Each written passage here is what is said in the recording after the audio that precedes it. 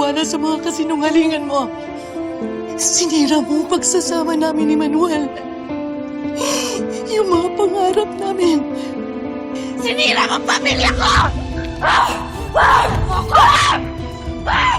Dito! Halika dito! Kulang pa yan! Kulang pa yan! Kulang pa yan sa lahat ng sinakripisyo namin sa'yo! Para lang makuha lahat ng gusto mo! Ilang taon walang ama ang mga bata. Nagtinim sila ng galit sa tatay nila. Tinukso sila sa eskwelahan. Muntik pang makulong si Jeffrey. Samantalang ikaw, naroroon, nagpapakasaya. Kasama yung lalaki na dapat sana asawa ko! Demonyo ka! Hayop ka talaga! Wala akong magagawa. Kasi bobo ka rin. Narinig mo?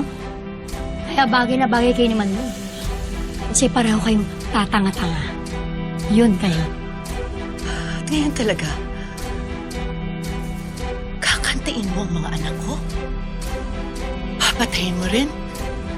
Kagaya ng ginawa mo kay Joel? Ano ba nagsasabi mo? Bukong-buko ka na eh. Alam naming lahat na ikaw ang nagsaksak ng gamot kay Joel. Pinaharas mo si Colleen at si Andrea. Napakasama mo. Napakasama mo, demonyete ka! Wala akong alam Demonyo! sinasabi mo. Nag-iimbento ka lang. Wala akong alam sinasabi mo. Boss! Sir! Palayasin niyo na nga itong mga to. Nananakit pa, oh! Pwede ba yan dito? Boss! Pinapangako ko sa'yo, Hazel. Pagbabayaran mo lahat ng ginawa mong kasalanan sa pamilya ko. Patong-patong na kasong isasampa namin sa'yo. Diyan ka mabubulok sa kulungan na yan. At diyan na rin maaagnas ang katawan mo at ang kaluluwa mo. Walang katapusang apoy na susunog sa'yo sa impyerno. Sinusumpa ko yan.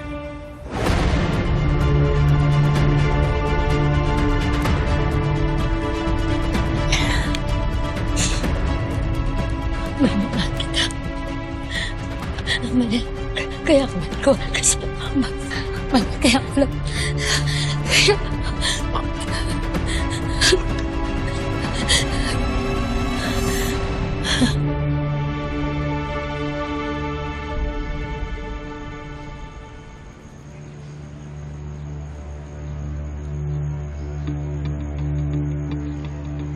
Alice, salamat nakipagkita ka sa akin. Magtatago ka na ba? Naichismis sa akin, nag-resign ka na raw. Oo. Pero hindi ako nagtatago. Hindi ka ba natatakot na baka ikaw na isunod ng mga pulis? Ikaw, Alice. Hindi ka ba natatakot? Bakit naman ako matatakot? Wala naman akong ginawang masama. Alice, may participation ka sa pagkamatay ni Joel Santiago. Alam mo kung sino pumatay sa kanya. Pero pinili mo manahimik.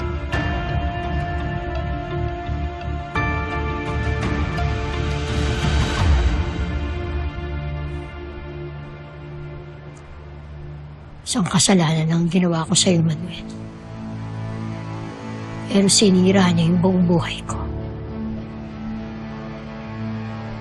Wala na akong asawa. Pinatay niyo pa yung anak ko. Pero hindi ako papayag. Hindi ako papayag na mauwi lang wala sila. May baraha pa ako. May baraha pa akong lalaroin. Sinisiguro ko. Mananalo ko. Ano na, nakailang sampal ka sa babaeng yun? Tatlo po ba, Nay? Isa kay Kuya, sa akin, tapos kay Ate?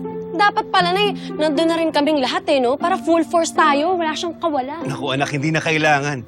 Parang sinapian ni Gabriela silang inanay niyo. Sa kanya pa lang, talong-talo na si Hazel. Pero alam niyo, nakakaawa din siya, no? Nay, yan na naman po kayo. Isipin yung mabuti. Ano bang naging buhay ni Hazel?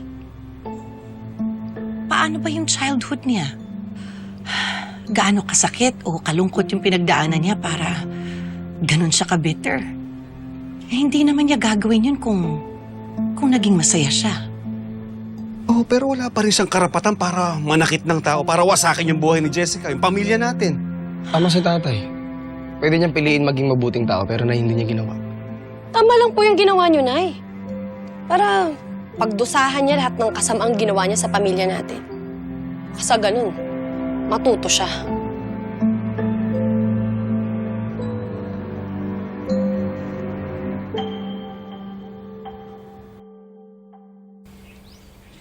Jessica, anak.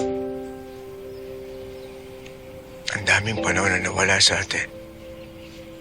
Hindi man lang kita napaghele. Hindi ko man lang narinig ang una mong salita.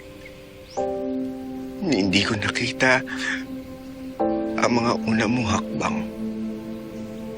Ang daming birthdays at special occasion ang nawala. Sana mapatawad mo ang papa mo. Sana mapatawad mo rin ang mama mo. Mabuti kang pinalaki ng Daddy Manuel mo. Sa gagawin ko, alam ko magugustuhan mo. At mapapatawad mo ko. Mahal na mahal kita, anak. Mahal kita, anak Jessica.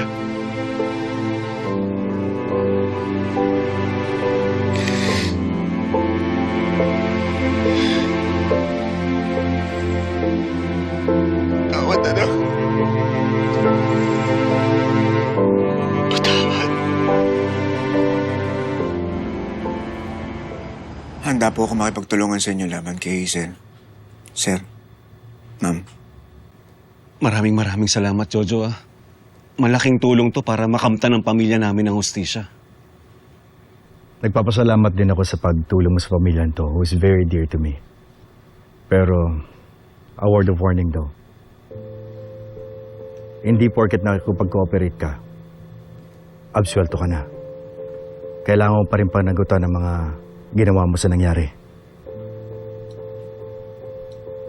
Right, attorney? Tama ho si Sir Noah. Naintindihan ko na meron pa rin ako pananagutan sa batas. I've discussed your case with my associate, Attorney Yagas. Siya ang magre-represent sa'yo. Mawalang galang na ho, Attorney Hagas. Pero bakit kailangan kumuha pa ng ibang abogado? Bakit hindi na lang ikaw, Attorney? Conflict of interest ko kasi ako yung abogado nyo bilang offended party sa kasong ito. And hindi maaaring iisang abogado ang tatayo para sa magkabilang panig ng hustisya. Kailangan sumuko ni Jojo Cañares sa mga pulis and fully cooperate in the investigation. Pwede mai-consider iyan na mitigating circumstance para mabawasan na ipapato na parusa sa kanya.